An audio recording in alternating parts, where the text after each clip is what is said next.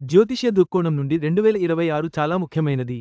ఈ సంవత్సరంలో గురువు రెండుసార్లు రాశి మార్చడం వల్ల కొన్ని రాశులకు డబుల్ ధమాకా లభించనుంది.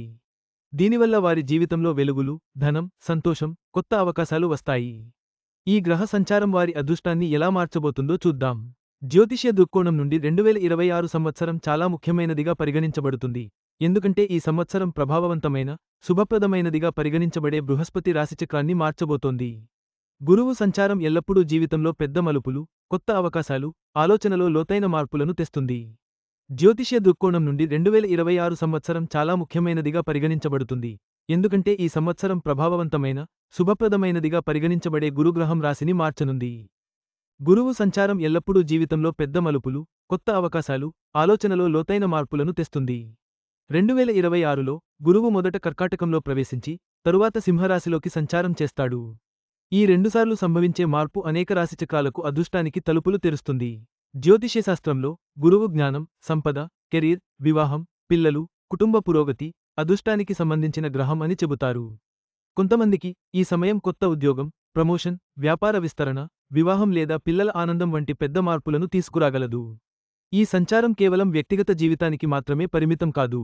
దీని ప్రభావం సమాజం, ఆర్థిక వ్యవస్థ మరియు రాజకీయ రంగాలలో కూడా కనిపిస్తుంది. ఆర్థిక కార్యకలాపాల వేగం, కొత్త రంగాలలో వృద్ధి, ప్రభుత్వ నిర్ణయాలలో మార్పులు, సామాజిక సమస్యలపై కొత్త ఆలోచనలు వంటివి ఉండొచ్చు. కుటుంబంలో మీ గౌరవం పెరుగుతుంది, ఇంట్లో శుభకార్యం ప్లాన్ చేయవచ్చు. డబ్బు పరంగా కూడా ఉపశమనం ఉంటుంది. పాత పనులు పూర్తవుతాయి. ఆస్తి ప్రయోజనాలు పొందే అవకాశం ఉంది. వివాహం, పిల్లలను కోరుకునే వారికి కూడా ఈ సమయం ఎంతో అనుకూలంగా ఉంటుంది. మొత్తం మీద 2026 కర్కాటక రాశికి వృద్ధి సంవత్సరం అని చెప్పచ్చు. మీ వ్యక్తిత్వం మెరుగుపడుతుంది. ప్రజలు మీ మాట వింటారు. మీ నాయకత్వ సామర్థ్యం బలంగా ఉంటుంది. ఈ సమయం వివాహం, భాగస్వామ్యం, కొత్త సంబంధాలకు కూడా అనుకూలంగా ఉంటుంది.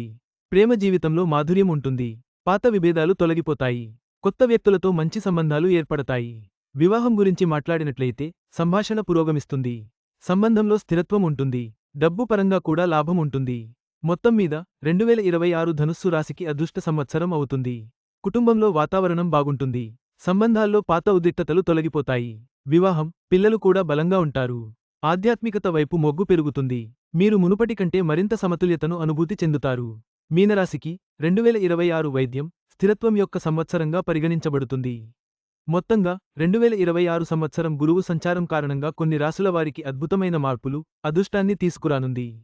ఈ శుభ సమయం కెరీర్, వ్యక్తిగత జీవితంలో కొత్త విజయాలను, ఆనందాన్ని అందించి, జీవితాన్ని మరింత ప్రకాశవంతం చేస్తుంది. ఈ వీడియో మీకు నచ్చినట్లయితే లైక్ చేయండి. మీ స్నేహితులకు షేర్ చేయండి. మా ఆంధ్రవిలాస్ ఛానల్ను సబ్స్క్రైబ్ చేసుకోండి. పక్కనే ఉన్న గంట గుర్తుపై క్లిక్ చేయడం మర్చిపోవద్దు. తాజా సినిమా వార్తల కోసం ఆంధ్రవిలాస్.net చూడండి.